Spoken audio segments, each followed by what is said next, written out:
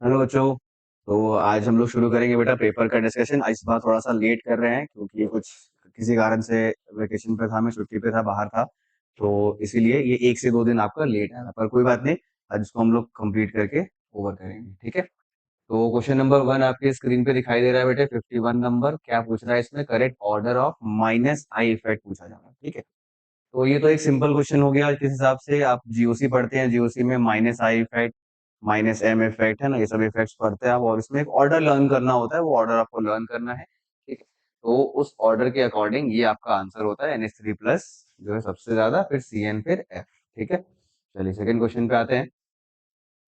इनमें से सबसे ज्यादा स्टेबल कार्ब अनायन कौन सा? तो कार्ब अनायन की स्टेबिलिटी जो है वो किससे होती है बेटे? इलेक्ट्रॉन विड्रॉइंग ग्रुप लगे होने चाहिए, ठीक है। इलेक्ट्रॉन विड्रॉइंग ग्रुप यहाँ पर कौन सा लगा हुआ है? NO2 है, और यहाँ पर भी NO2 है, ठीक है। इसमें तो कुछ भी नहीं है, ठीक है। और इसमें इलेक्ट्रॉन डोनेटिंग है प्लस आर से, विड्रॉइंग है माइनस आई से, ठीक है। तो प्लस आर वाला तो इसको डिस्टेबिलाईज कर देगा, तो ये भी आपका रेस से बाहर हो जाता है।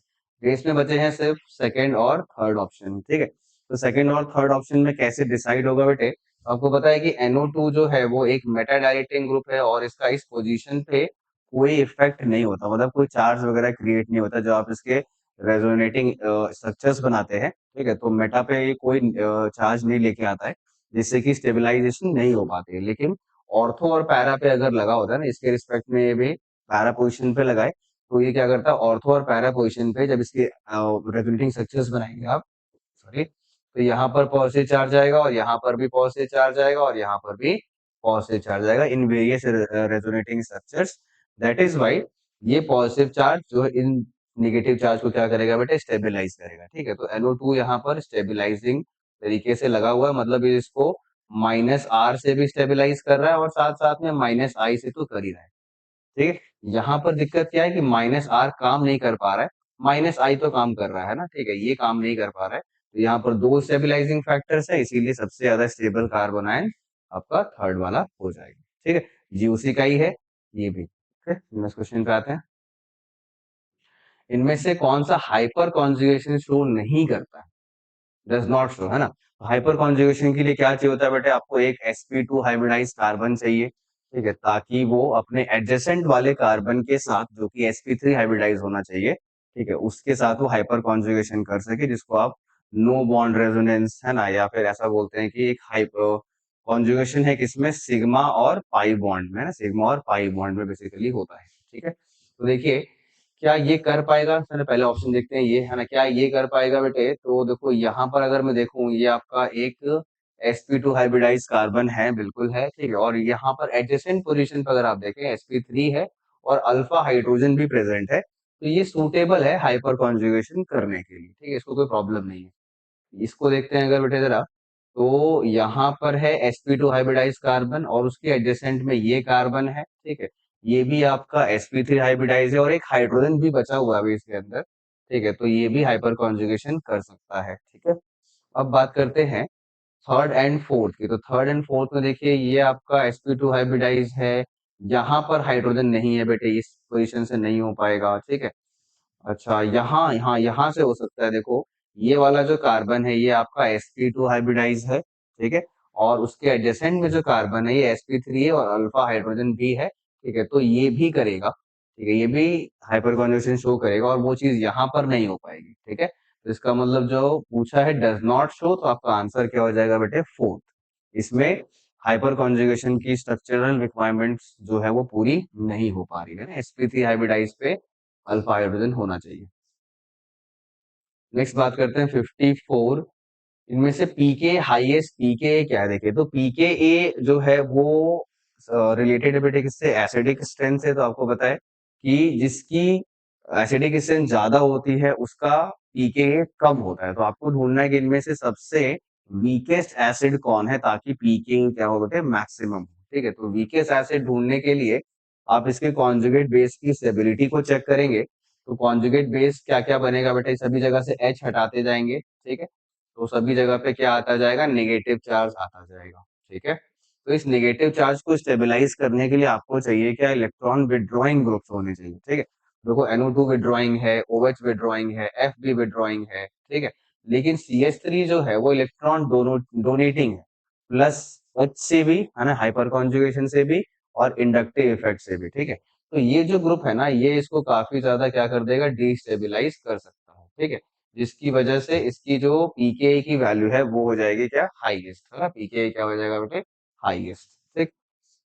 अच्छा, एक इसमें एक और चीज होती है जिसको हम लोग बोलते हैं क्या, ऑर्थो इफेक्ट, है ना। अगर कार्बोक्सिलिक एसिड की एडजेसेंट पोजीशन पे, ऑर्थो पोजीशन पे कुछ लगा हुआ है, कोई ग्रुप लगा हुआ है, ठीक है, जो कि नॉर्मली साइज में बड़ा होना चाहिए, ठीक है।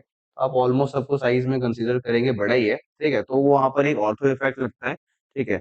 और वो जो COH है वो रोटेट कर जाता है, इसकी डिटेलिंग आपको क्लास में मिली होगी, ठीक है। पर वो चीज यहाँ पर फंक्शन नहीं कर पा रहा है, वो डिफरेंशिएट नहीं कर पा रहा है, क्योंकि चारों ही पोजीशन जो है ना वो ऑर्थो पोजीशन ही है, तो वो सभी में कॉमन है, ठीक है। इसीलिए हमने इसको -I इफेक्ट से जो है ज्यादा मेजरली सॉल्व किया है, ठीक है। -I और प्लस है, इंडक्टिव इफेक्ट से हमने इसको सॉल्व किया है, ठीक है। तो ये हो जाएगा बेटे आपका highest pKa value. Next question पे आते हैं।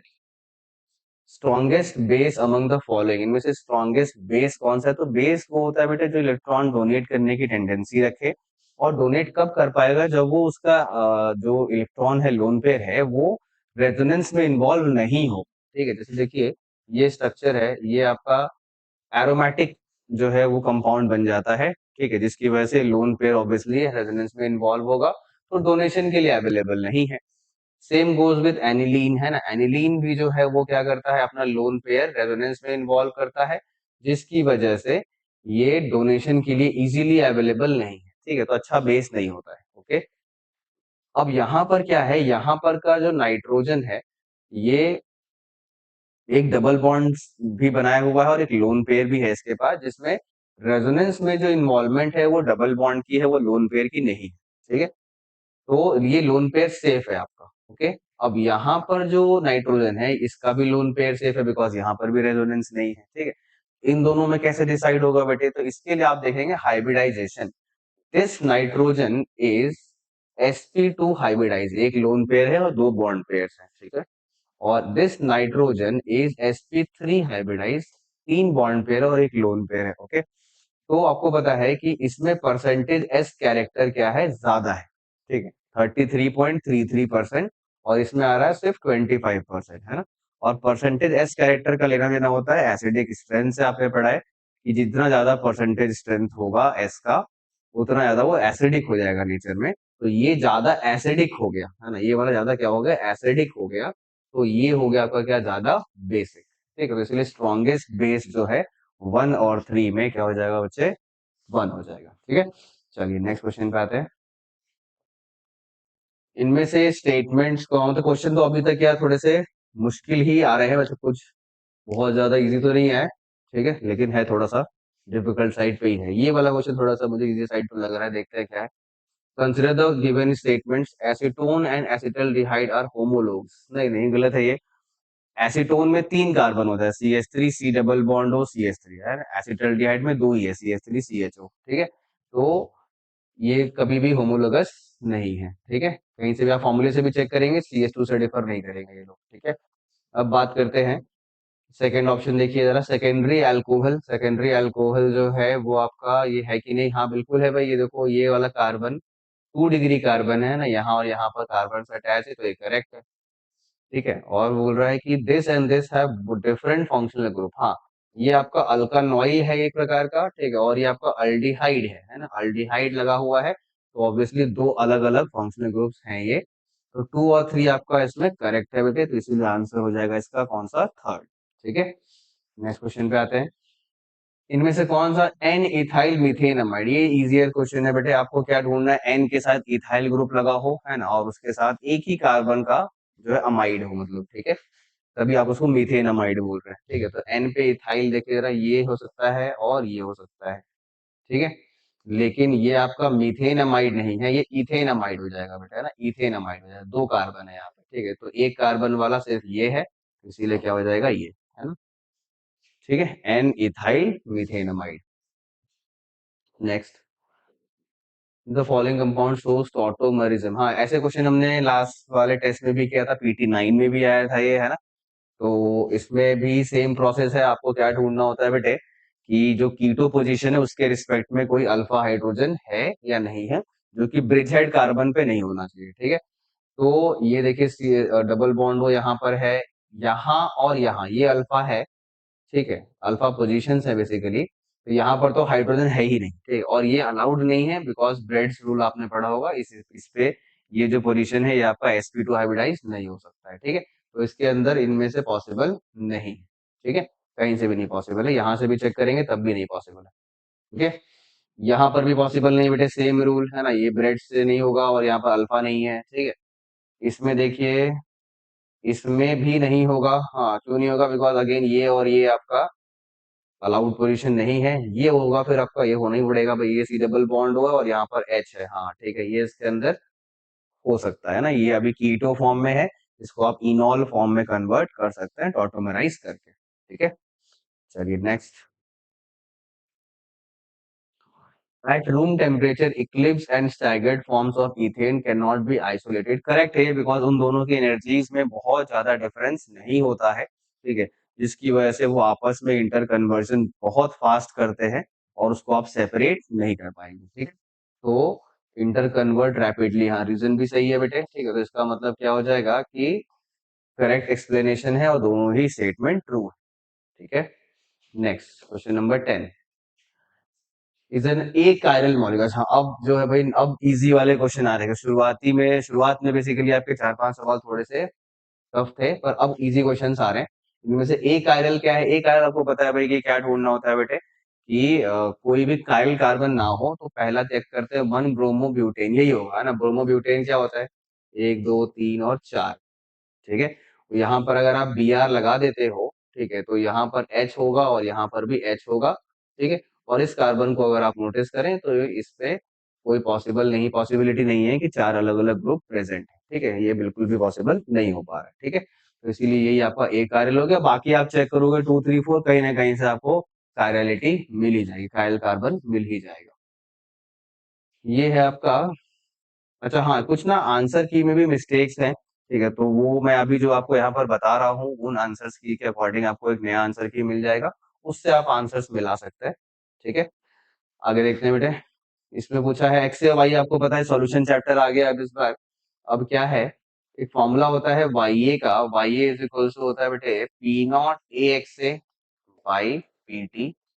और इसको थोड़ा सा अरेंज करेंगे जब, तो y a by x a जो है वो किसके इक्वल हो जाएगा, p not a by p t. ठीक है, पीटी के बारे में एक बात बताई गई है क्या, कि पीटी की जो वैल्यू होती है वो पी नॉट ए और पी नॉट बी के बीच में लाई करती है, बीच में लाई करती है। ठीक है, तो आपसे बोल रहा है कि पी नॉट ए बड़ा है पी नॉट बी से, तो ऑब्वियसली जो पी नॉट ए बड़ा है पी नॉट बी से और पीटी लाई करता है दोनों के बीच में। ठीक है, मतलब अगर मैं नंबर लाइन पे आपको दिखाता हूँ, ये पी नॉट बी है, ये पी नॉट ए है, तो पीटी कहाँ पर लाई करेगा बेटे, पीटी लाई करेगा इनके बीच में, यहाँ लाई करेगा पीटी। ठीक है, तो ऑब्वियसली पीटी की जो वैल्यू है वो पी नॉट ए से क्या होगी, छोटी होगी, कम होगी। ठीक है, तो ये कम होगा और ये ज्यादा होगा, तो ऑब्वियसली ये नंबर आएगा 1 से बड़ा। That is y y a by x से भी क्या हो जाएगा बेटे, 1 से बड़ा। ठीक है, ये थोड़ा सा ट्रिकी क्वेश्चन है, पर डूएबल है, ऐसा नहीं है बहुत ज्यादा कुछ एक्सट्रीमली टफ आ रखा है या फिर एक्सट्रीमली जो फैक्ट बेस आ रखा है। लॉजिकल आंसर है, लॉजिकल क्वेश्चन है, कर सकते हैं आप। ठीक, नेक्स्ट क्वेश्चन पे आते हैं। मोल फ्रैक्शन आपको O2 का दिया है मिक्सचर में और वेट परसेंटेज पूछा है, तो वेट परसेंटेज क्या होता है बेटे, वेट अपॉन टोटल वेट जो होता है वो होता है वेट परसेंटेज मल्टीप्लाइड बाय 100। तो यहाँ पे एक काम करिए, 1 मोल का ना मिक्सचर मान लीजिए। ठीक है, तो 1 मोल का अगर मैंने मिक्सचर ही अज्यूम कर लिया, तो मेरे पास जो मोल्स ऑफ O2 है ना, जो number of moles of O2 है वो हो जाएगा 0.25, बिकॉज मोल फ्रैक्शन 0.25 है। ठीक है, और जो number of moles of O3 है वो हो जाएगा 0.75। ठीक है, क्योंकि मैंने मिक्सचर ही 1 मोल का अज्यूम कर लिया है, दोनों का मिला करके 1 मोल है। ठीक है, तो ये आपका 0.25 और 0.75 हो गया। अब बस कुछ नहीं करना है, परसेंटेज पूछा गया है O2 का बाय मास, तो मास ऑफ O2 लिखना होगा। तो मास ऑफ O2 कैसे आएगा बेटे, मोल्स ऑफ O2, ठीक है, मल्टीप्लाइड बाय मोलर मास। ठीक है, ये हो गया मास ऑफ O2। ठीक है, और वैसे ही नीचे क्या करेंगे आप, टोटल मास करेंगे 0.25 multiplied by 32 plus 0.75 multiplied by O3 का मोलर मास, जो कि कितना है बेटे 48 है ना, स्क्रीन पे दिख रहा है, हाँ ठीक है 48 है। तो इसको आप सॉल्व करेंगे और ऊपर 100 से मल्टीप्लाई भी करेंगे तो आपको आंसर मिल जाएगा करेक्टली किसका, वेट परसेंटेज का। ठीक है, चलिए नेक्स्ट क्वेश्चन पे आते हैं। अगेन जीओसी से क्वेश्चन आया बेटे, जीओसी से नहीं है, हाँ जीओसी से काउंट कर सकते हैं आप इसको। इनमें से कौन सा स्पीशीज का हाँ ऐसे क्वेश्चन हमने लास्ट क्लास में भी किया है, मैंने आपको बताया भी था कि ये वाले जो ग्रुप्स होते हैं OH हो गया, OH हो गया, फिर OCH3 हो गया, SH हो गया, ठीक है, इनमें दो पॉसिबिलिटीज होती है, एक होता है सिस और एक होता है ट्रांसफॉर्म। ठीक है, इसका जो सिस फॉर्म होता है उसका म्यू नॉन जीरो होता है, यानी हमने लास्ट पीटी में डिस्कस किया है, और जो उसका ट्रांसफॉर्म होता है उसका म्यू जीरो होता है। ठीक है, तो इसका तो बिल्कुल ही जीरो होगा, बिकॉज ये तो उस कैटेगरी में आता ही नहीं है ना, ये तो हमेशा ही जीरो होगा। ठीक है, तो इसके अंदर दोनों पॉसिबिलिटी है, इसमें भी दोनों पॉसिबिलिटी है, जीरो भी और नॉन जीरो भी। ठीक है, और इसमें भी क्या पॉसिबल है बेटे, इसमें तो सिर्फ और सिर्फ नॉन जीरो ही पॉसिबल है, सीसॉ स्ट्रक्चर बनता है और नेट डाइपोल आपको मिलता है। ओके, तो 2, 3 और 4 एक तो कॉम्बो ये बनता है, और दूसरा कॉम्बो क्या बन सकता है बेटे, सिर्फ और सिर्फ 4, सिर्फ और सिर्फ 4, और ऐसे दोनों ही ऑप्शन है। ठीक है, तो अब आप दोनों में क्या सेलेक्ट करोगे, आप सेलेक्ट करोगे थर्ड वाला, थर्ड ऑप्शन, मतलब क्यों, बिकॉज जैसे ही आपने सिर्फ 4 सेलेक्ट किया तो आपने ये चीज बोला कि ये चीज, इसका मतलब ये निकल गया कि भाई सेकंड और थर्ड में पॉसिबिलिटी है ही नहीं डाइपोल मोमेंट होने की। ठीक है, लेकिन ऐसा तो नहीं है भाई, इसके एक एक फॉर्म में तो है, इस फॉर्म में तो है डाइपोल, तो आप इसको इग्नोर नहीं कर सकते, आप सेकंड और थर्ड को इंक्लूड करके चलेंगे। हाँ, अगर इन्होंने मेंशन किया होता कि इसके ट्रांसफॉर्म में बताइए, तब आप बोलते कि नहीं, तब तो इसके अंदर नहीं है। जब इन्होंने क्लियर नहीं किया है तो आपको सेस और ट्रांस दोनों की फॉर्म की पॉसिबिलिटी जो है डाइपोल मोमेंट की, उसको कंसिडर करना पड़ेगा। ठीक है, किसी को भी छोड़ नहीं सकते आप। ठीक है, तो ये काफी अच्छा सवाल था, क्वेश्चन नंबर 63। नेक्स्ट आगे बढ़ते हैं बेटे। पर्सन लिविंग इन मनाली, अच्छा जी मनाली में रहते हैं, फूड बना रहे हैं, प्रेशर कुकर में टाइम लगता है। हाँ, टाइम क्यों लगेगा, बिकॉज मनाली जो है या फिर कोई भी हिल स्टेशन जो है वो एक प्रॉपर हाइट पे होगा, और वहां पर एटमॉस्फेरिक प्रेशर कम हो जाएगा, एटमॉस्फेरिक प्रेशर कम होगा तो वाटर जल्दी जल्दी वेपराइज कर जाएंगे और खाना बनाना मुश्किल हो जाएगा। ठीक है, तो pressure decrease is the correct answer.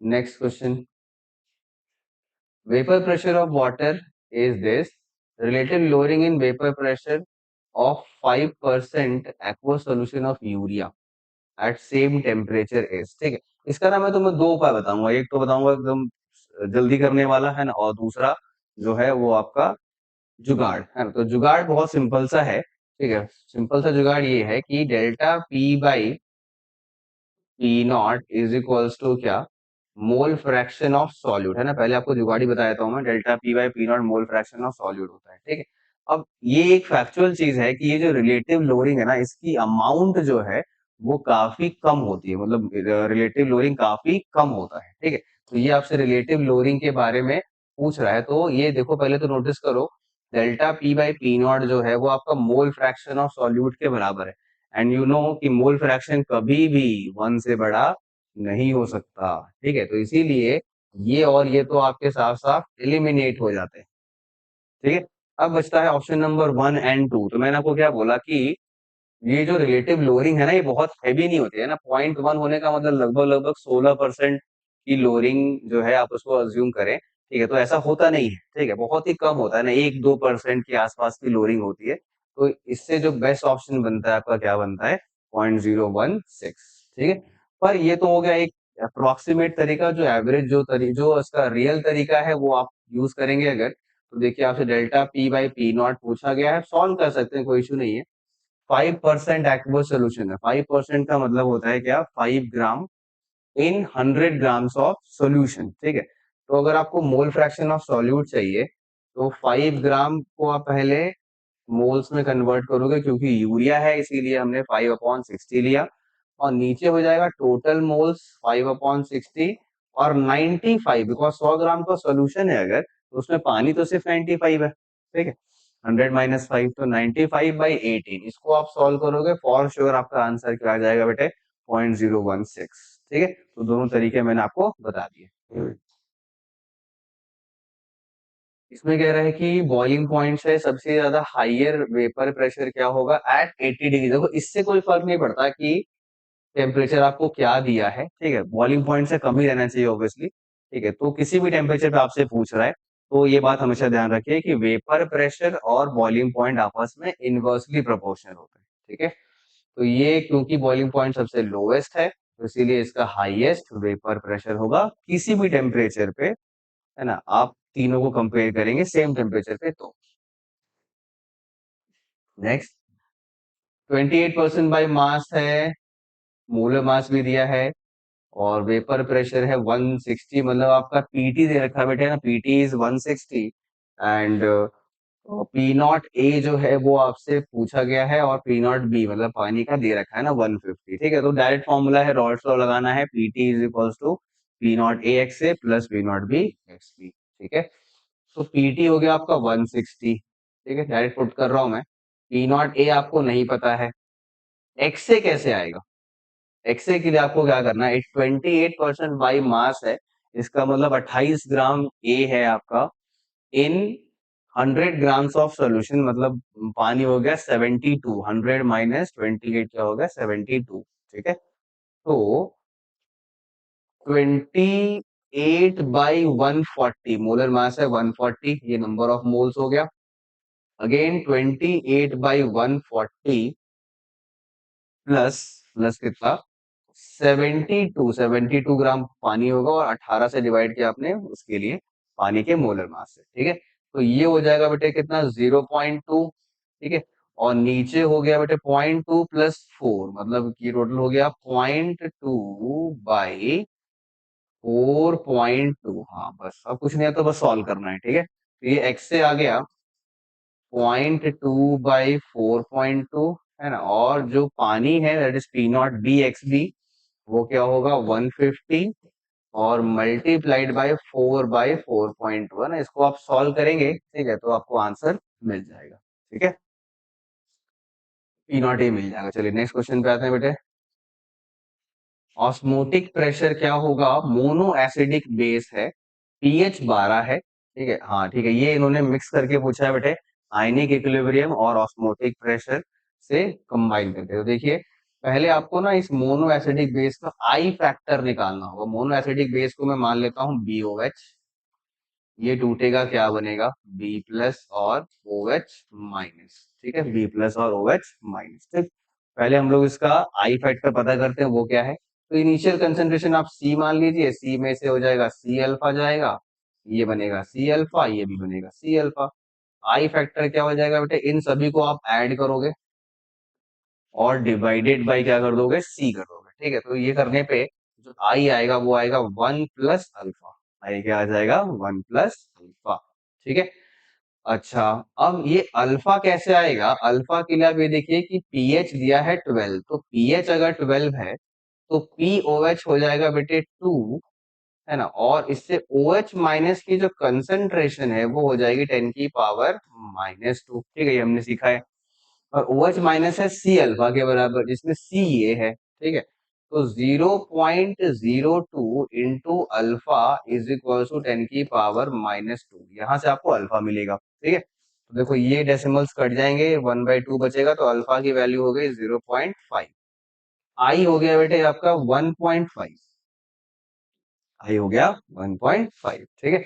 बस अब तो पाई में डाल देना है सीधा सीधा, pi is equal to ICRT होता है, तो आई हो जाएगा 1.5, ठीक है। सी है आपका 0.02, आर की वैल्यू लेंगे आप क्या, 0.0821, जो कि आप अप्रोक्सीमेटली क्या लेते हैं बेटे 1/12, ठीक है। और टेम्परेचर जो है वो आप ले लीजिए क्या 300 केल्विन, ठीक है। इसको सॉल्व कर देंगे तो आपको आंसर मिल जाएगा, ठीक है। तो ये आपका ऑस्मोटिक प्रेशर और आयनिक इक्विलिब्रियम को कंबाइन करके एक क्वेश्चन बनाया गया, ठीक है। चलिए नेक्स्ट क्वेश्चन पे आते हैं। वैन टॉप फैक्टर दिया है, तो इसमें एक सिंपल फंडा आपको सिखाया मैंने। Van't Hoff factor directly proportional to क्या क्या, boiling point and osmotic pressure, boiling और ऑस्मोटिक के डायरेक्टली है, और इनवर्सली किसके किसके है, फ्रीजिंग और रिलेटिव लोअरिंग, है ना, lowering of vapour pressure basically, ठीक है। तो क्या करना है आपको, लोअरिंग नहीं बोलेंगे सॉरी, वेपर प्रेशर बोलेंगे, लोअरिंग के तो डायरेक्टली हो जाएगा ना, वेपर प्रेशर के, है ना।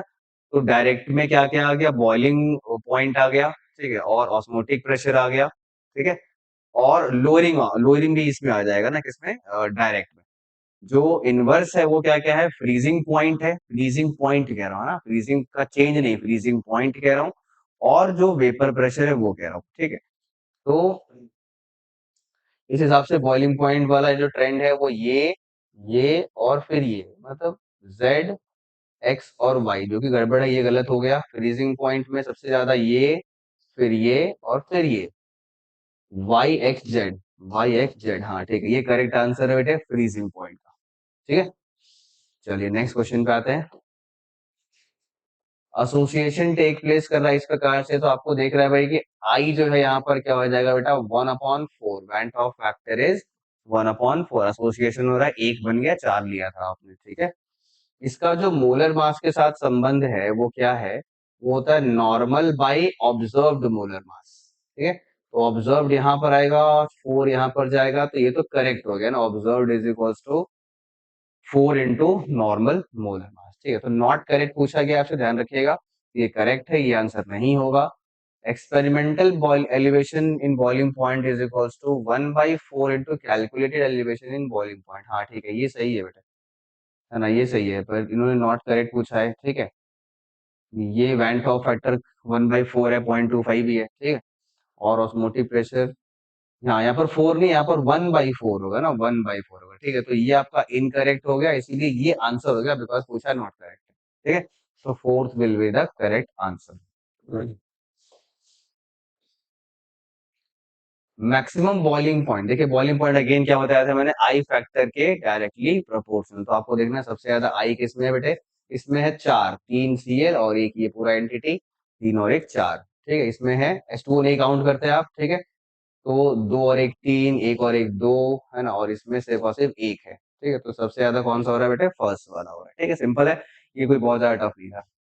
नेक्स्ट, 10 ml कार्बन टेट्राक्लोराइड और 10 ml, अच्छा है देखो, CCl4 और बेंजीन का जो मिक्सचर होता है बेटे, वो होता है एक सॉल्यूशन जो पॉजिटिव डेविएशन शो करता है ना, और पॉजिटिव डेविएशन के केस में जो फाइनल वॉल्यूम है वो आपका ज्यादा हो जाता है इनिशियल से, तो 10+10 से ज्यादा हो जाए, that is greater than 20 ml, ठीक है।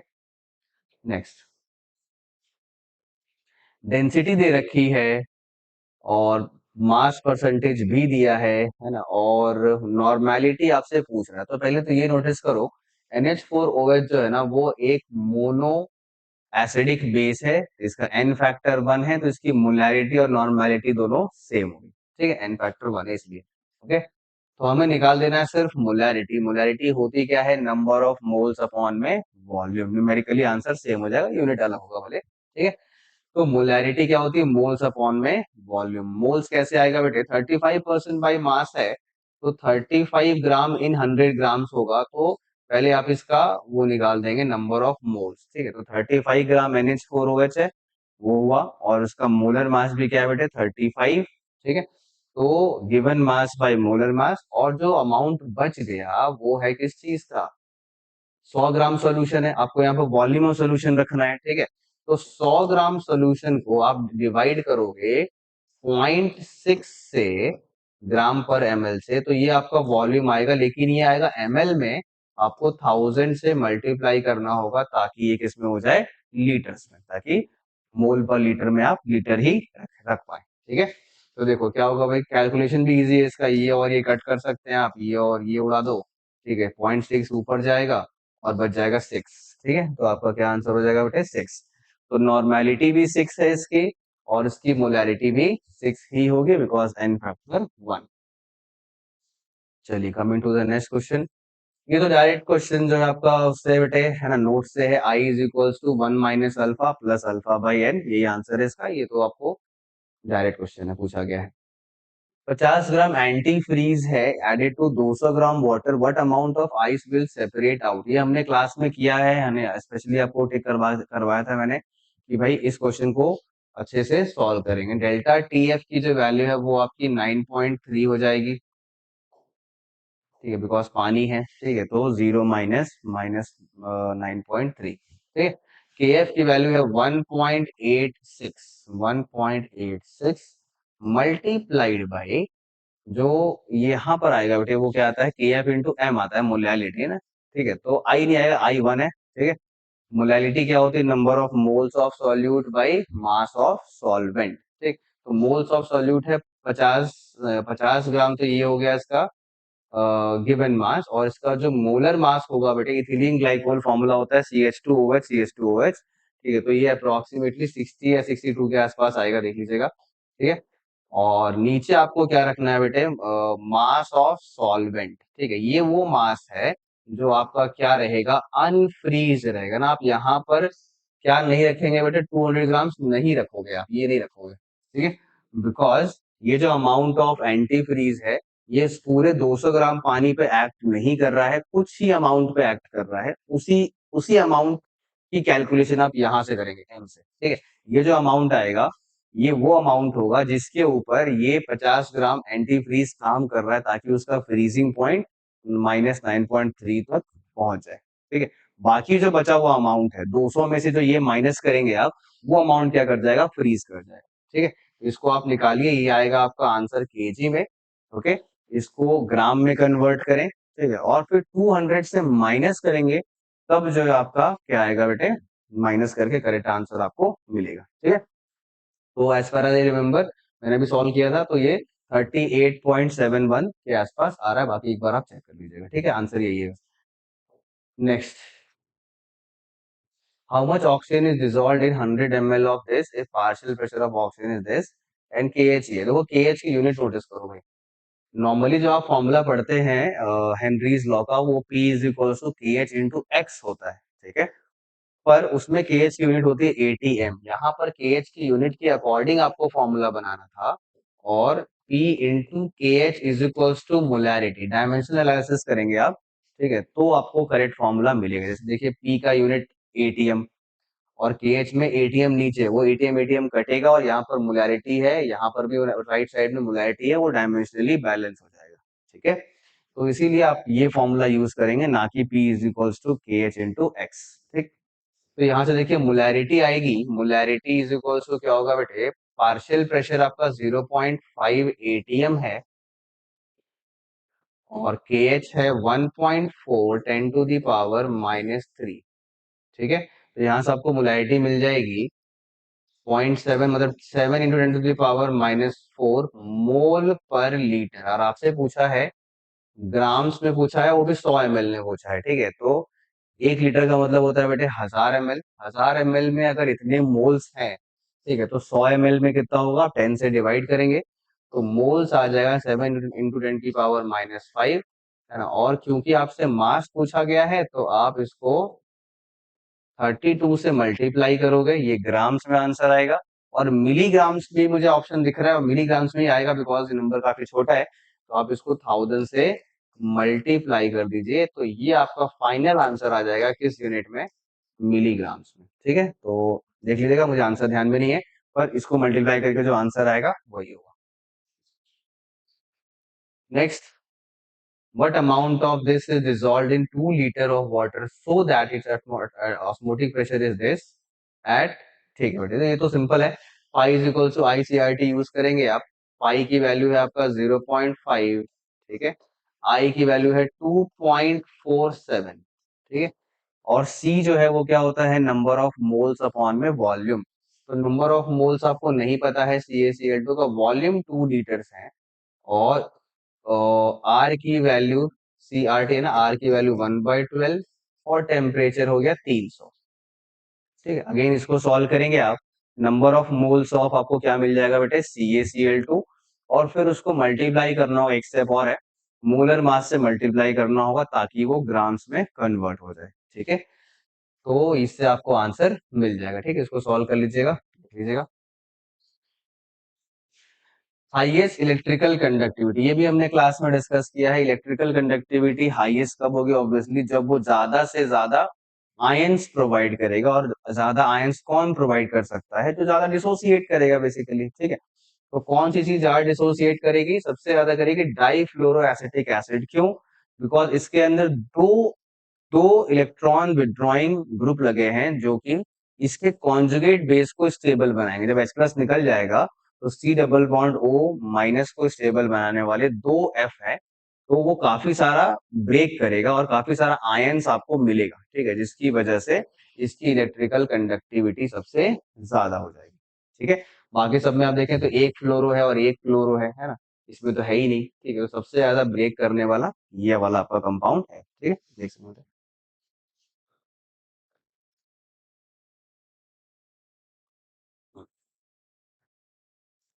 चलिए नेक्स्ट क्वेश्चन पे आते हैं। 79, ये आपका Kohlrausch law of independent migration topic, ठीक है, और चैप्टर है इलेक्ट्रो केमिस्ट्री, जिसमें कि आपको पढ़ना था कि कैसे आप किसी वीक इलेक्ट्रोलाइट का लैम्डा एम नॉट निकाल सकते हैं, जो कि यहाँ पर कौन है बेटे, BaSO4 होगा ना, BaSO4 है। तो इसका निकालने के लिए आपको इसको और इसको एक्सपैंड करेंगे, है ना, ये दोनों ऐड होगा। और देख रहे हैं HCl यहाँ पर एक नहीं दो है, दो H है और दो Cl है, इसीलिए HCl को 2 से मल्टीप्लाई करके माइनस करना होगा, ठीक है। तो X1 और X2 जो है ये जुड़ जाएगा और ये वाला आपका X3 माइनस में आ जाएगा, दैट इज 2 से मल्टीप्लाई करने के बाद, ठीक है। तो आपको मिल जाएगा इसका बेटे BaSO4 का। इसका हमने 3-4 सवाल क्लास में भी प्रैक्टिस किया हुआ है। पीएच आपका 10 है, तो हाँ ये आ गया बेटा आपका हाइड्रोजन इलेक्ट्रोड से क्वेश्चन, इलेक्ट्रोकेमिस्ट्री अगेन, ठीक है। तो देखिए कैसे होगा ये। इसके लिए आपने डायरेक्ट फॉर्मूला पढ़ा है, EH प्लस स्लैश H2 जो होता है वो होता है बेटे 0.0592 बाई एन की वैल्यू 1 होती है। और लॉग में क्या क्या आ जाता है, लॉग में आता है आपका C बाई P की पावर हाफ। C का मतलब हो गया कंसंट्रेशन ऑफ क्या, H प्लस, ठीक है। तो ये तो मेंशन नहीं है तो आप इसको 1 ही लेके चलोगे। C को आप लोगों क्या 10 की पावर -10, तो ये -10 आगे आ जाएगा और यहाँ पर लग जाएगा एक माइनस, और 0.592 will be the answer, 0.591 minus, ये आपका आंसर है, ठीक है। Next 81, how much electricity in terms of Faraday is required for reduction. देखो बहुत सिंपल सा क्वेश्चन है। KMnO4 में Mn को देखिए, इसका ऑक्सीडेशन नंबर है +7, यहाँ पर जो ऑक्सीडेशन नंबर है Mn का वो है +4, ठीक है। तो +7 और +4 में 3 का डिफरेंस होगा, तो इसका n फैक्टर 3 है। तो अगर आप इसके नंबर ऑफ इक्विवेलेंट्स निकालना चाहें तो नंबर ऑफ मोल्स 1 है और n फैक्टर 3 है, तो 3 इक्विवेलेंट्स आ गए। आपने पढ़ा है कि फैराडे के फर्स्ट लॉ में एक इक्विवेलेंट को डिस्चार्ज करने के लिए एक फैराडे लगता है, चाहे वो कोई भी चीज हो। तो 3 इक्विवेलेंट को डिस्चार्ज करने के लिए सिंपली 3 फैराडे लगेगा, ठीक है। तो ये आ गया फैराडे के फर्स्ट लॉ से क्वेश्चन, ओके। नेक्स्ट, इनमें से कौन सा करेक्ट है। तो वो जो पहला है ऑप्शन बेटे वो अगेन फर्स्ट लॉ है, W is equal to ZIT, बिल्कुल करेक्ट है ये आपका सेकेंड लॉ है, W1/E1, ठीक है, W2/E2। ये आपका Q इज इक्वल टू 1 पे WZ होगा, हाँ ठीक है, because W is equal to Z into Q होता है ना, इसी को आप IT लिखते हो, ठीक है। अगर यही 1 हो जाएगा तो ये और ये इक्वल हो जाएंगे, ठीक है। तो इसका मतलब क्या, सारे के सारे करेक्ट है, आंसर हो जाएगा all of these, okay. Next, same charge pass, अच्छा ये वो फिर से आ गया बेटा आपका सेकंड लॉ, अगर सेम चार्ज पास करेंगे तो सबके इक्विवेलेंट्स क्या होंगे, इक्वल जमा होंगे, के इक्विवेलेंट्स इक्वल होंगे, ठीक है। तो हमने अज्यूम कर लिया कि सभी के एक एक इक्विवेलेंट जो है वो डिपॉजिट हो गए। तो सभी का नंबर ऑफ मोल्स का आपसे रेशियो पूछा, तो नंबर ऑफ मोल्स कैसे आता है, वो होता है नंबर ऑफ इक्विवेलेंट, जो कि हमने 1 माना है कि 1 इक्विवेलेंट डिपॉजिट हुआ है, और डिवाइडेड बाय वैलेंसी, ठीक है। तो अगर सिल्वर की बात कर रहे हैं, number of moles of silver, तो इक्विवेलेंट 1 और वैलेंसी भी 1। वैसे ही करके अगर कॉपर की बात करेंगे तो इक्विवेलेंट 1 लेकिन वैलेंसी 2, इसीलिए मोल कितने हो जाएंगे 1/2। और अगर एल्यूमिनियम की बात करेंगे तो इक्विवेलेंट 1 और वैलेंसी 3, तो मोल हो गया 1/3, ठीक है। तो मोल का रेशियो पूछा है, इसीलिए 1, 1/2 और 1/3 will be the correct answer, ठीक है। Weight of Ag obtained when 1 ampere current is pass for 100 seconds. देखो ये सिंपल सा है बेटे, क्या होता है कि जब आप एक फैराडे चार्ज भेजते हो, 96500 कूलम्स भेजते हो, ठीक है, या फिर इससे अच्छा आप W इक्वल टू ZIT भी यूज कर सकते हो, पर ये भी कर सकते हैं एक फैराडे चार्ज भेजने से एक इक्विवेलेंट जमा होता है, और सिल्वर का एक इक्विवेलेंट क्या होगा मोल इंटू एन फैक्टर, एक इक्विवेलेंट का मतलब मोल हो जाएगा 1, और एक मोल में मास होता है क्या बेटे 108 ग्राम, एन फैक्टर भी 1 है इसीलिए 108 ही रहेगा। ठीक है, तो बस हो गया, 96500 कूलम से इतना ग्राम हुआ, तो 100 कूलम से कितना ग्राम होगा, ये क्वेश्चन है। ठीक है, तो जहां तक मुझे याद है शायद ये 0.11 आता है। ठीक है, बाकी आप कैलकुलेट कर लीजिएगा। नेक्स्ट, इनमें से कौन सा करेक्ट है? अच्छा, ये देखिए, ये आपका कंसंट्रेशन सेल आ गया बेटे, बिकॉज एनोड और कैथोड दोनों ही सेम मटेरियल से बने हैं। तो कंसंट्रेशन सेल के लिए ई नॉट सेल की वैल्यू हमेशा 0 होती है। ई सेल यहाँ पर पर्टिकुलरली 0 होगा बिकॉज कंसंट्रेशन में भी डिफरेंस नहीं है, वो भी सेम है। ठीक है, तो ई नॉट सेल भी 0 है, ई सेल भी 0 है, डेल्टा जी नॉट भी 0 हो जाएगा बिकॉज दोनों में रिलेशन है minus n F E not का। ठीक है, इसीलिए आंसर हो जाएगा आपका ऑल ऑफ द अबव। ठीक है, ये हम लोग सेक्शन बी में एंटर कर चुके हैं। नेक्स्ट 86 में देखिए क्या कह रहा है, इनमें से कौन सा ऑप्टिकली एक्टिव है? ऑप्टिकली एक्टिव बाइफिनाइल्स आपने पढ़ा होगा, ऑर्थो पोजिशंस पे ना बल्कि ग्रुप लगे होने चाहिए ताकि वो जो रिंग्स है ना वो आपके ऐसे प्लेनर ना रह करके रोटेट कर जाए। ठीक है, जब रोटेट कर जाएंगे, ठीक है, तो वो प्लेनोसिमेट्री चली जाएगी वहां से। ठीक है, और वो ऑप्टिकली एक्टिव बन जाएगा। ओके, तो इसमें तो जरूरत ही नहीं है रोटेट करने की, बड़े ग्रुप्स है ही नहीं, इसमें भी जरूरत नहीं है। ठीक है, इसमें और इसमें लग रहा है आपको, तो आपको ज्यादा ऑप्शन इसको करेक्ट बोलना होगा बिकॉज जो बल्कि है वो कौन सा है बेटे, SO3H काफी बड़ा ग्रुप है, NO2 भी काफी बड़ा है, पर उसके सामने CH3 छोटा पड़ जाता है, तो उसको ज्यादा रोटेट होने की जरूरत नहीं पड़ेगी। ठीक है, इसको रोटेट होने की जरूरत पड़ेगी, ये रोटेट कर जाएगा, और जैसे ही रोटेट करेगा प्लेनोसिमेट्री खत्म हो जाएगी और वो ऑप्टिकली एक्टिव हो जाएगी।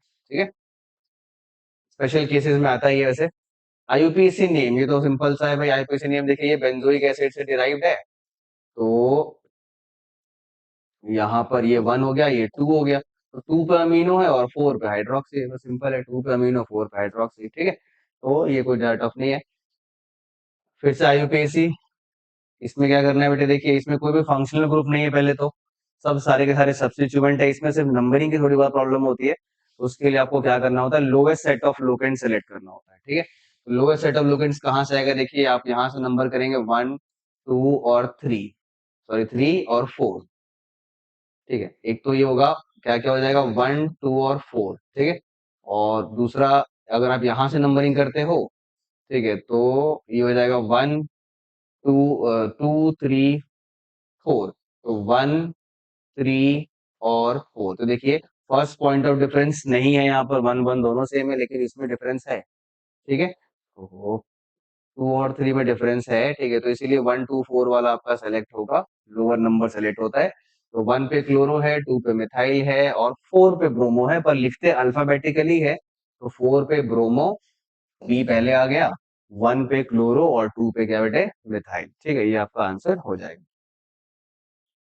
इनमें से कौन सा कंपाउंड GI शो करेगा, ज्योमेट्रिकल आइसोमर्स, आपको पता है क्या होना चाहिए, रेस्ट्रिक्टेड रोटेशन होना चाहिए, है ना, और डिफरेंट ग्रुप्स होने चाहिए। ठीक है, तो इसके अंदर भी होता है, पर यहाँ पर क्योंकि दो CH3 सेम लगे हुए बेटे, तो ये पॉसिबल नहीं होगा।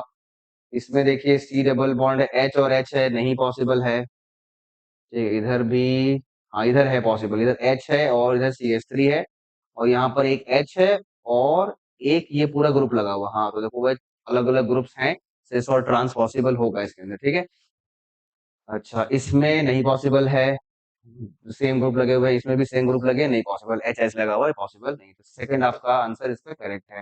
Okay, next, optically inactive plane of symmetry ढूंढना है आपको। देखिए बेटे, प्लेन ऑफ सिमेट्री कहां पर है, ये रही प्लेन ऑफ सिमेट्री। ठीक है, ये इंटरनल कॉम्पनसेशन से ये क्या हो जाता है, ऑप्टिकली इनएक्टिव हो जाता है। ठीक है, ये optically inactive, plane of symmetry, mesoform बोलते हैं ऐसे कंपाउंड्स को। नेक्स्ट, इनमें से स्टेटमेंट कौन सा करेक्ट है, हेनरीज का है ना, KH इंक्रीज करता है टेम्परेचर के साथ, बिल्कुल सही है भाई, ग्राफ सिखाया था मैंने, ऐसा ग्राफ बनता है KH और T का। ठीक है, करेक्ट है ये। डिक्रीज नहीं, गलत है। KH is the characteristic constant of gas solvent. ठीक है, बिल्कुल फैक्चुअल बात है, ये सही है बेटे, 1 and 3 will be the correct answer. ठीक है, KH की वैल्यू गैस और लिक्विड कौन सा है इसके ऊपर डिपेंड करता है। ठीक है, ये हमने किया था, टॉपिक था factors affecting KH। 1 litre solution है, मास इतना है, ऑस्मोटिक प्रेशर ये है, मोलैरिटी पूछा है, ऑस्मोटिक प्रेशर दे रखा है आपको बेटे 4.82।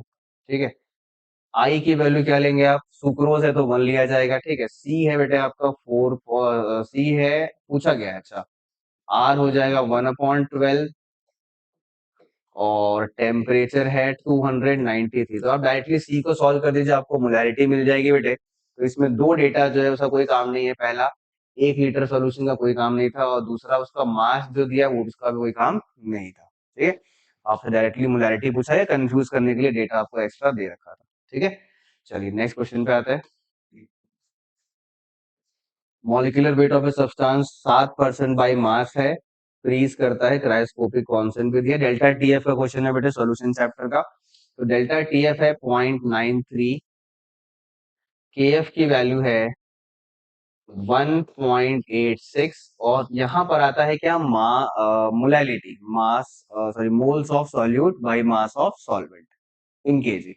तो 7% बाय मास का क्या मतलब होता है कि 7 ग्राम सॉल्यूट है 100 ग्राम्स ऑफ क्या सोल्यूशन, 100 ग्राम्स ऑफ सोल्यूशन, ठीक है। तो 7 बाई आप कर दोगे मोलर मास, ये number of moles of solute हो जाएगा।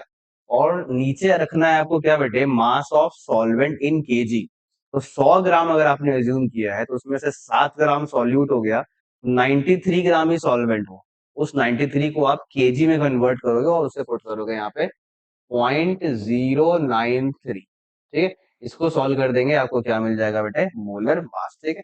यहाँ तक मुझे याद है, ये आंसर है 150.5, ठीक है। Next, freezing point, again freezing point का क्वेश्चन आ गया बेटे। क्या बताया था मैंने, फ्रीजिंग पॉइंट आपसे पूछा है हाईएस्ट, ठीक है। तो इनवर्स चलता है, मैंने बताया था। तो हाईएस्ट फ्रीजिंग पॉइंट के लिए तो ढूंढना होगा लोएस्ट आई फैक्टर, कंसेंट्रेशन सभी का सेम। तो लोएस्ट आई फैक्टर इसका है बेटे, है ना, ग्लूकोज का I1 है, बाकी सभी का यहाँ पर I1 से ज्यादा है, ओके। तो आंसर हो जाएगा 4। नेक्स्ट, 36 ग्राम पानी है और मोल फ्रैक्शन पूछा गया बेटे। तो मोल फ्रैक्शन तो सिंपल सा होता है, given number of moles by total moles, ठीक है। तो नंबर ऑफ मोल्स आपको वाटर का कितना हो जाएगा, XH2 को निकालना था आपको। मोल्स हो जाएगा पानी का 2, और नीचे हो जाएगा बेटे क्या, 2 प्लस 828 है, 828 डिवाइडेड बाई 46, है ना, इथेनॉल का मोलर मास है। इसे यहाँ पर पुट करेंगे और ये आपका क्या दे देगा बेटे, आपको मोल फ्रैक्शन ऑफ वाटर, ठीक है। तो ये हो गया 95। सॉल्व कर लीजिएगा इसे। 96, how many grams of dibasic acid should be present in 100 ml of this to give decinormal strength, ठीक है। देखो, डेसी नॉर्मल का मतलब होता है बेटे क्या, 1/10 नॉर्मेलिटी है आपकी। तो मोलैरिटी कितनी हो जाएगी, 1/20, बिकॉज इसका जो एन फैक्टर है वो 2 है, डाई बेसिक है, ओके। एन फैक्टर क्या है, 2 है। तो normality is equal to molarity into n factor, तो एन फैक्टर से आप डिवाइड करोगे, ठीक है। तो 2 से डिवाइड होगा तो 1/20 मोलैरिटी हो जाएगी, ठीक है। और ऊपर रहेगा number of moles of solute, जो कि कितना होगा बेटे वो आपको नहीं पता है, तो आप एन मान लीजिए उसको, और नीचे क्या आ जाएगा, वॉल्यूम ऑफ द सोल्यूशन, है ना। वॉल्यूम ऑफ द सोल्यूशन कितना है, 0.1 लीटर है, ठीक है। तो बस यहाँ से एन मिल गया आपको 0.1/20, ठीक है। मतलब 1/200 ये आपका मोल्स हो गया, क्योंकि मास पूछा गया है, मोलर मास से मल्टीप्लाई कर दीजिए इंटू 200, तो आंसर क्या आ जाएगा बेटे, 1 ग्राम, ठीक है। कट जाएगा पूरा पूरा, ठीक है। नेक्स्ट, केसी पूछा गया है, केसी दिया है ई नॉट सेल। तो ये आपका फिर से इलेक्ट्रोकेमिस्ट्री क्वेश्चन है, रिलेशन है E not cell is equals to 0.06/n log of KC, ठीक है। डायरेक्ट पुट करना है। तो E not cell is equals to 0.0592 by N की वैल्यू रहेगी बेटे कितनी, 2। देखो, ए 0 से 2 प्लस जा रहा है तो 2 इलेक्ट्रॉन का एक्सचेंज है, इसलिए 2। एंड देन लॉग में क्या आ जाएगा बेटे, के सी की वैल्यू 10⁶, ये 6 आगे आ जाएगा। इसको आप मल्टीप्लाई करेंगे, आपको आंसर मिल जाएगा ई नॉट सेल का, ठीक है। नेक्स्ट, बस लास्ट 3 क्वेश्चंस बचे हैं बेटे। यहाँ तक झेल लिया आपने, इसको भी झेल लीजिए। देखिए क्या है, 4 कलरलेस सॉल्यूशन जो है वो आपको यहाँ पर प्रेजेंट है, और इनमें से कॉपर डाला तो किसी एक ने ब्लू कर दिया। अच्छा, तो कॉपर ब्लू कब कर पाएगा, जब कॉपर से कॉपर 2+ में वो कन्वर्ट होगा, ठीक है। और वो कब हो सकता है, जब उसके सामने जो कंपाउंड रखा है उसका जो मेटल है वो कॉपर से लेस रिएक्टिव हो, ठीक है, जो कि इनमें से सिर्फ और सिर्फ कौन सा बेटे, मरकरी है, क्योंकि मैग्नीशियम, पोटेशियम और जिंक, इन तीनों को रिप्लेस नहीं कर सकता है कॉपर इनके कंपाउंड से, ठीक है, तो कॉपर 2+ में कन्वर्ट होगा नहीं, पर मरकरी को कर पाएगा बिकॉज वो नीचे आता है, ठीक है, तो इसलिए ये कलर चेंज कर देगा। नेक्स्ट है बेटे, मोल्टन सोडियम क्लोराइड के 0.1 मोल Cl2 बनता है, तो कितना टाइम के लिए आपको भेजना पड़ रहा है, ठीक है, तो देखिए इसमें लगेगा बेटे आपका फैराडे का first law, W is equals to ZIT, ठीक है। पहला है वेट, वेट कैसे आएगा, वेट निकाल लीजिए आप, है ना, 0.1 मोल है, तो 0.1 मोल मल्टीप्लाइड बाय 71, 71 क्या है, molar mass of the chlorine, ठीक है, ताकि आप उसका वेट निकाल सके, weight into molar mass into moles, ठीक है। अब is equals to ZIT, Z क्या क्या होता है, E/F into I into T, तो E कैसे आएगा, E है इक्विवेलेंट वेट, जो कि क्लोरीन का क्या होता है बेटे 35.5, F की वैल्यू है 96500, ठीक है, I आपका 2 है और टाइम आपसे पूछा गया, बस इसी को सॉल्व करेंगे आपको करेक्ट आंसर मिल जाएगा, ठीक है। चलिए नेक्स्ट लास्ट क्वेश्चन पे आते हैं बेटे। रेजिस्टेंस दे रखा है, सेल कांस्टेंट भी दिया है, इक्विवेलेंट कंडक्टिविटी आपसे पूछी गई है 0.1 नॉर्मल फॉर्मिक एसिड की, तो देखो फॉर्मिक एसिड अगेन HCOH होता है, इसका भी n फैक्टर 1 है, इसीलिए इसकी मोलर और इक्विवेलेंट कंडक्टिविटी क्या होगी, दोनों सेम होगी, क्योंकि n फैक्टर 1 है, तो आप मोलर ही निकाल दीजिए, कोई टेंशन की बात नहीं है। मोलर कंडक्टिविटी कैसे आएगा, तो होता है K/C, है ना, K/C, ठीक है, तो C कैसे आएगा बेटे, आपको रखना है, देखिए सेंटीमीटर स्क्वायर वाली यूनिट है, तो आपको ये जो यूनिट है ना 0.1 मोल पर लीटर होगा, ये बिकॉज नॉर्मेलिटी है, इसको हम लोग मोलारिटी मान लेंगे, ठीक है, तो क्योंकि n फैक्टर 1 है, तो 0.1 मोलर है, मोल पर लीटर, इसको आपको मोल पर सेंटीमीटर क्यूब में करना होगा, तो 0.1 इंटू 10⁻³ ये आपका मोल पर सेंटीमीटर क्यूब में आ गया, और यहाँ पर आपको K रखना है, तो वो हो जाएगा क्या, R.K इंटू G स्टार से आप K निकालोगे, G स्टार बाई R, ठीक है बेटे, तो G स्टार की वैल्यू देखिए क्या दे रखी है आपको, G स्टार है 2 और R है 200, ठीक है, ये आपका आ जाएगा centimetre inverse, Simon centimetre inverse, ठीक है, और ये हो जाएगा मोल पर सेंटीमीटर क्यूब, इसको सॉल्व करेंगे, ये -4 ये कट जाएगा, ठीक है, मतलब ये बचेगा बेटे 100 साइमन सेंटीमीटर स्क्वायर, और मोल इनवर्स भी लिख सकते हो आप, इक्विवेलेंट इनवर्स भी लिख सकते हो, बिकॉज दोनों का एन फैक्टर जो है, एन फैक्टर बेसिकली 1 है, इसीलिए मोलर कंडक्टिविटी और इक्विवेलेंट कंडक्टिविटी आपकी सेम होगी, ठीक है। तो थोड़ा सा अगर 2 मिनट की एनालिसिस कर दूं मैं, तो पेपर जो है बेटा वो ऑर्गेनिक वाला जो पोर्शन है वो थोड़ा सा डिफिकल्ट साइड पे आया था, कंसेप्चुअल था, डिफिकल्ट क्या, कंसेप्चुअली डेप्थ में आया था, डायरेक्ट फैक्चुअल बेस नहीं आए थे, और जो फिजिकल केमिस्ट्री के क्वेश्चन है उसमें आपको मिक्स टाइप के क्वेश्चन मिले हैं, और न्यूमेरिकल्स भी मिले हैं, है ना, और डायरेक्ट फॉर्मूला बेस्ड भी मिला है, ठीक है, तो इसलिए पेपर जो है बैलेंस है ना, पेपर बैलेंस है, कोई बहुत ज्यादा एक्सट्रीमली टफ भी नहीं है, एक्सट्रीमली इजी भी नहीं है, जैसा आप एक्सपेक्ट कर सकते हैं नीट में एग्जैक्टली वैसे ही पेपर आपको मिला है, ठीक है। तो चलिए आज के डिस्कशन खत्म हुआ बेटे, नेक्स्ट क्लास में मिलते हैं हम लोग, ओके, थैंक यू।